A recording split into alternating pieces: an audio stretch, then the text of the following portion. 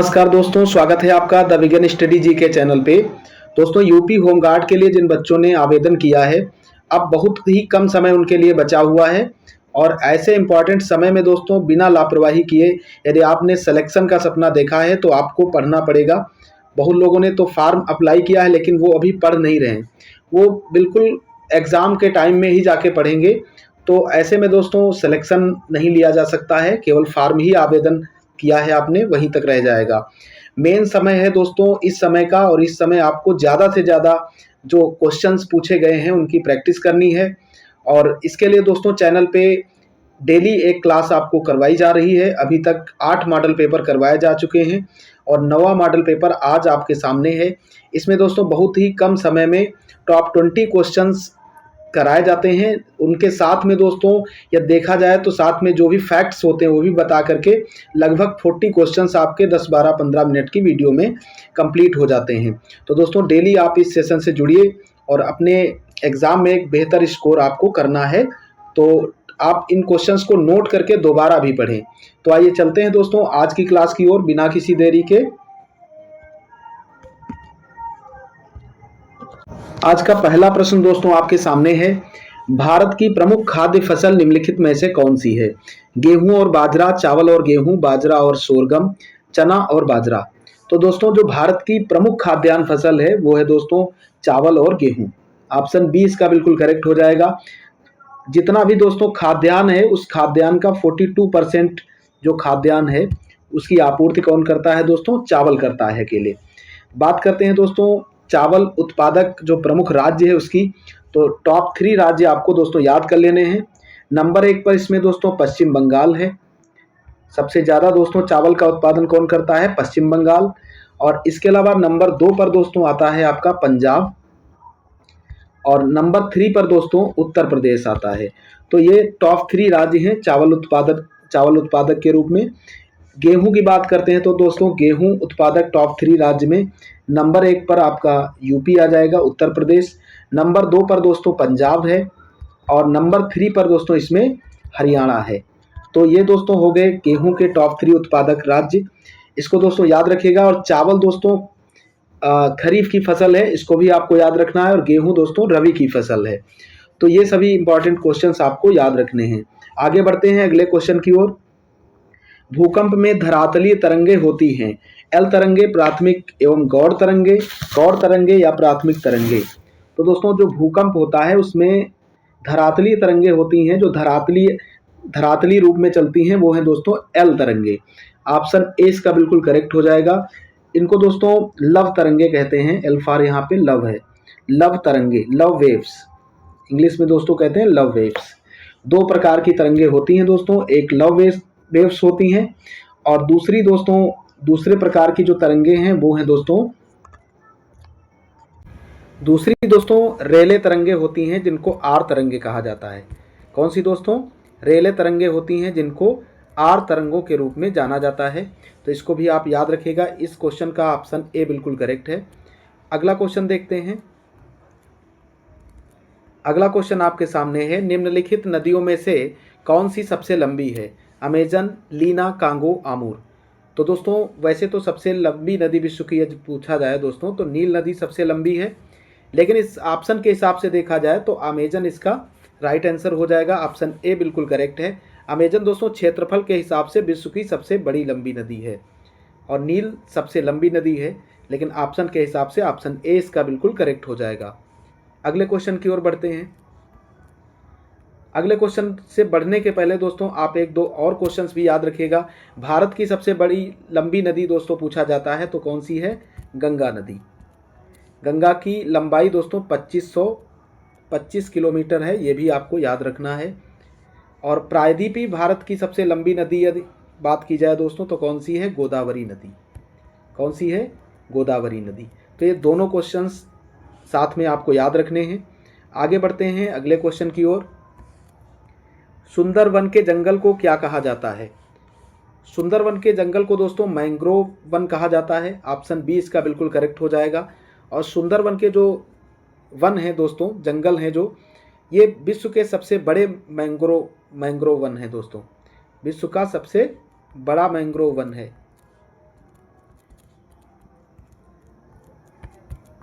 सबसे बड़ा mangrove one है, ये आपको याद रखना है। और ये दोस्तों गंगा और ब्रह्मपुत्र के डेल्टा पर स्थित है। कहाँ स्थित है दोस्तों? गंगा और किस नदी? गंगा और दोस्तों ब्रह्मपुत्र, गंगा और ब्रह्मपुत्र नदी के डेल्टा पर स्थित है, तो ये भी आपको याद रखना है। और दोस्तों मैंग्रोव वन के अलावा इसको ज्वारीय वन भी कहते हैं। क्या कहते हैं? ज्वारीय वन। तो ये सभी क्वेश्चंस दोस्तों इससे जुड़े हुए हैं, इनको आप याद रखिएगा। आगे बढ़ते हैं अगले क्वेश्चन की ओर। अगला क्वेश्चन आपके सामने है, ऊंचे क्षेत्रों में लेटराइट मृदा की रचना होती है। तो जो उच्च स्थान होते हैं दोस्तों, उनमें जो लेटराइट मृदा होती है वो दोस्तों अम्लीय होती है। ऑप्शन सी इसका बिल्कुल करेक्ट हो, ऑप्शन सी दोस्तों बिल्कुल करेक्ट है इसका। आगे बढ़ते हैं अगले क्वेश्चन की ओर। भारतीय संविधान सभा के प्रथम दिन के अधिवेशन की अध्यक्षता किसने की थी? तो भारतीय संविधान सभा का गठन दोस्तों 6 दिसंबर 1946 को हो गया था। कब हुआ था? 6 दिसंबर 1946 को। इसके दोस्तों जस्ट 3 डेज बाद, 3 दिन बाद 9 दिसंबर 1946 को संविधान सभा की पहली बैठक होती है, जिसमें दोस्तों डॉक्टर सच्चिदानंद सिन्हा को पहला अध्यक्ष चुना जाता है, लेकिन ये अस्थायी अध्यक्ष थे। 9 दिसंबर 1946 को इनको चुना जाता है दोस्तों अस्थायी अध्यक्ष के रूप में। इसके बाद दोस्तों 2 दिन बाद 11 दिसंबर 1946 में दोस्तों डॉक्टर राजेंद्र प्रसाद को संविधान सभा का स्थायी सदस्य के रूप में चयन किया जाता है। तो ये साथ साथ जो भी क्वेश्चंस बता रहे हैं, साथ वाले सभी क्वेश्चंस आपको याद रखने हैं। और डॉक्टर राजेंद्र प्रसाद के साथ दोस्तों उपाध्यक्ष किसको बनाया जाता है? ये क्वेश्चन भी आपसे पूछा जा सकता है। तो इनके साथ में उपाध्यक्ष दोस्तों संविधान सभा का डॉक्टर एच.सी. मुखर्जी को बनाया जाता है, डॉक्टर एच.सी. मुखर्जी। तो इनका नाम भी आपको याद रखना है। अगले क्वेश्चन की ओर बढ़ते हैं। अगला प्रश्न आपके सामने है, निर्वाचन आयोग को 3 सदस्यीय आयोग किस वर्ष बनाया गया? तो निर्वाचन आयोग को दोस्तों सन 1989 में इसका जो एक्स्ट्रा कार्यभार था संभालने के लिए 3 सदस्यीय कर दिया गया था, लेकिन दोस्तों 1990 में इसको पुनः एकल सदस्यीय कर दिया गया। 1990 में पुनः इसको दोस्तों कैसा कर दिया गया? एकल सदस्यीय कर दिया गया। तो ये भी आपको साथ में याद रखना है। त्रिसदस्यीय कब किया गया था? यानी 3 सदस्यीय 1989 में, और 1990 में पुनः इसको एकल सदस्यीय कर दिया गया था। चुनाव आयोग की बात करते हैं दोस्तों, इसकी स्थापना कब हुई थी? स्थापना आप इसको याद रखिएगा, इसकी 25 जनवरी 1950 को इसकी स्थापना होती है। इसीलिए दोस्तों प्रतिवर्ष 25 जनवरी को राष्ट्रीय मतदाता दिवस के रूप में मनाया जाता है। तो ये सभी क्वेश्चंस आपको याद रखने हैं। अगला क्वेश्चन देखते हैं, किस द्वीप को प्रशांत महासागर का चौराहा कहा जाता है? तो इसमें जो राइट आंसर है वो है ऑप्शन बी, हवाई द्वीप को दोस्तों प्रशांत महासागर का चौराहा कहा जाता है। और ये हवाई द्वीप कहाँ स्थित है दोस्तों? यूएसए, संयुक्त राज्य अमेरिका का भाग है दोस्तों हवाई द्वीप। और यहीं पर दोस्तों विश्व का सबसे बड़ा सक्रिय ज्वालामुखी मोना लोआ यहीं पर स्थित है। कौन सा? मोना लोआ ज्वालामुखी जो है विश्व का सबसे बड़ा सक्रिय ज्वालामुखी, वो हवाई द्वीप में ही स्थित है। आगे बढ़ते हैं अगले क्वेश्चन की ओर। संविधान की व्याख्या करने का अंतिम अधिकार किसे प्राप्त है? तो संविधान का जो दोस्तों संरक्षक है उसी को अंतिम अधिकार प्राप्त है इसकी व्याख्या करने का। तो वो है दोस्तों सर्वोच्च न्यायालय। ऑप्शन बी इसका बिल्कुल करेक्ट हो जाएगा। सर्वोच्च न्यायालय को अंतिम अधिकार प्राप्त है संविधान की व्याख्या करने का। आगे बढ़ते हैं अगले क्वेश्चन की ओर। अगला क्वेश्चन आपके सामने है, अनचाहे ईमेल को सामान्यतः कहा जाता है bulk email, spam email, trash email, virus email. तो अनचाहे ईमेल जो दोस्तों होते हैं उनको स्पैम ईमेल के नाम से जाना जाता है। ऑप्शन बी बिल्कुल करेक्ट हो जाएगा इसका। या फिर दोस्तों इसको जंक ईमेल के भी नाम से जाना जाता है। तो ये भी आप याद रखिएगा। अगला क्वेश्चन है, विश्व का सबसे पुराना वेब ब्राउज़र कौन सा है? तो विश्व का सबसे पुराना जो वेब ब्राउज़र है वो है दोस्तों नेक्सस। ऑप्शन ए इसका बिल्कुल करेक्ट हो जाएगा। नेक्सस दोस्तों जिसको www के नाम से भी जानते हैं, और इसको दोस्तों बनाया किसने था? सर टिम बर्सन ली ने। इनका नाम भी आपको याद रखना है, टिम बर्सन ली दोस्तों इसके संस्थापक हैं। इन्होंने बनाया था 1990 में। कब? 1990 में। तो ये भी आपको याद रखना है। आगे देखिएगा अगला क्वेश्चन आपके सामने है। कंप्यूटर में डाटा दर्ज करने के लिए किसका उपयोग किया जाता है? Input devices, output devices, application, program, controller. तो इसमें दोस्तों इनपुट डिवाइसेज का उपयोग किया जाता है। ऑप्शन ए इसका बिल्कुल करेक्ट हो जाएगा। और इसके साथ एक क्वेश्चन और आपको याद रखना है, कीबोर्ड दोस्तों जो होता है उसमें कुल कितनी की होती हैं? ये कई बार पूछा गया है, तो 104 होती हैं। ये भी आपको याद रखना है। अगला क्वेश्चन देखते हैं। पहले से बनी हुई किसी फाइल को खोलने के लिए शॉर्टकट की क्या है? तो पहले से बनी हुई फाइल को यदि आप ओपन करना चाहते हैं तो उसके लिए दोस्तों शॉर्टकट की है Ctrl+O। ऑप्शन बी इसका बिल्कुल करेक्ट हो जाएगा। अगला क्वेश्चन देखिएगा। अगला प्रश्न आपके सामने है। भक्ति आंदोलन का उल्लेख सर्वप्रथम किस में मिलता है? तो भक्ति आंदोलन का दोस्तों सर्वप्रथम उल्लेख वेदांगों में मिलता है। ऑप्शन बी इसका बिल्कुल करेक्ट हो जाएगा। वेदांगों की कुल संख्या कितनी है? 6। तो ये भी आपको याद रखना है। 6 वेदांग हैं दोस्तों। इनके अलग अलग नाम हैं। पहला दोस्तों नोट करना चाहें तो आप नोट भी कर सकते हैं।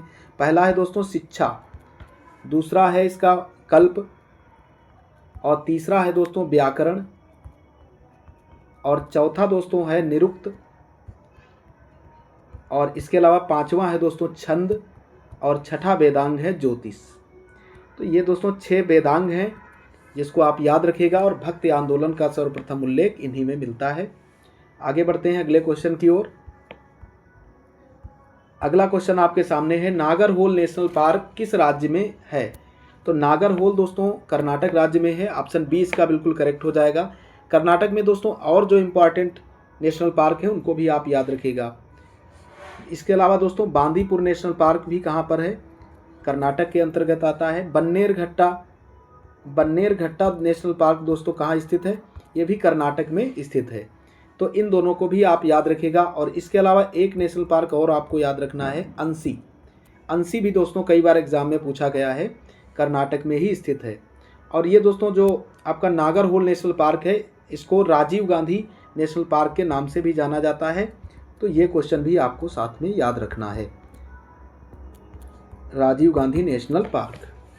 बढ़ते हैं अगले क्वेश्चन की ओर। किस ग्रह में चंद्रमा की तरह कलाएं होती हैं? तो चंद्रमा की तरह कलाएं किस में होती हैं दोस्तों, ये बताना है आपको। तो इसका जो राइट आंसर है वो ऑप्शन सी हो जाएगा, बुध ग्रह में।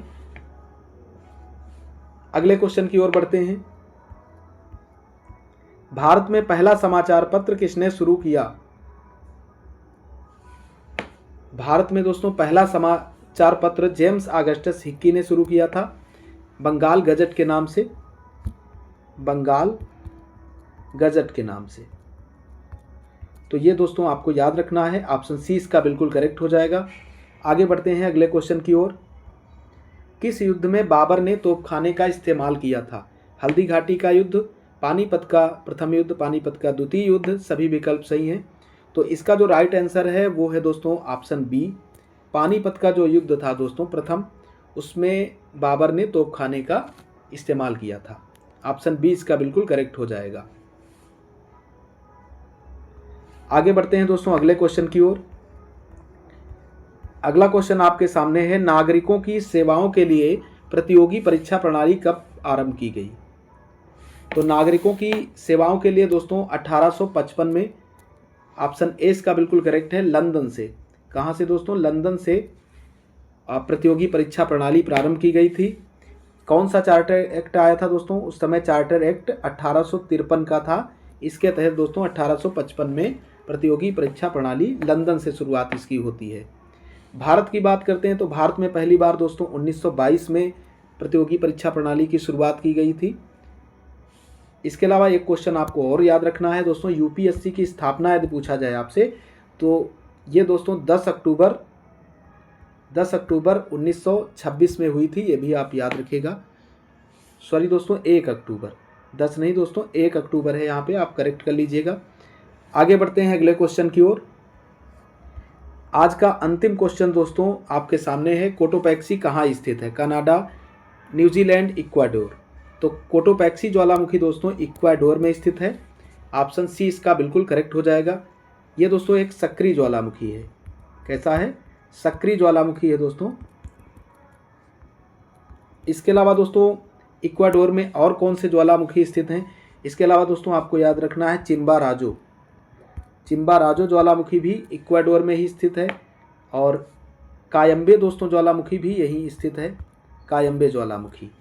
और संगाय दोस्तों ज्वालामुखी एक है, वो भी इक्वाडोर में ही स्थित है। तो इन सभी को भी आपको याद रखना है। इसी के साथ दोस्तों आज की क्लास यहीं पे समाप्त होती है। आशा करता हूँ ये क्लास आपको पसंद आई होगी। यदि क्लास आपको पसंद आई है तो आप इसे लाइक कीजिए और कमेंट करके दोस्तों ज़रूर बताइएगा कि ये क्वेश्चंस आपको कैसे लगे। मिलते हैं दोस्तों कल नेक्स्ट वीडियो के साथ आपको। तब तक के लिए जय हिंद, जय भारत, वंदे मातरम।